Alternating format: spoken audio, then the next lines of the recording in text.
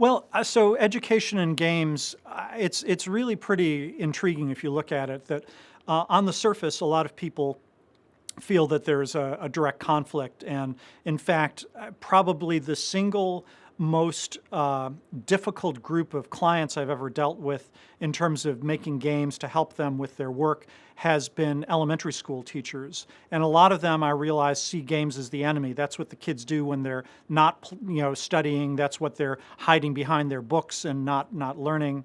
But the irony is, one of my all-time favorite quotes was from Marshall McLuhan, who said, anyone who makes a distinction between entertainment and education doesn't know the first thing about either.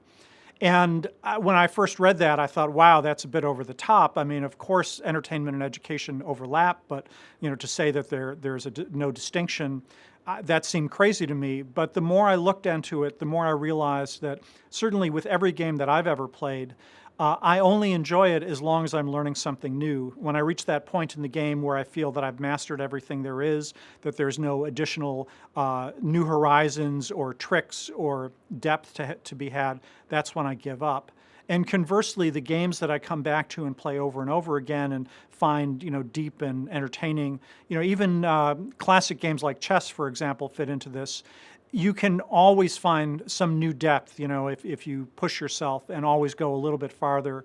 And games at their heart really are learning machines that really ultimately I think that every good game is all about learning. It's just that the conflict comes in because in most entertainment titles, what you are learning has little or no connection to the real world, and certainly doesn't necessarily have to help the real world in any way. It's there to entertain and possibly divert the player. Whereas if you're trying to educate somebody and teach a specific curriculum, it doesn't always fit well with games.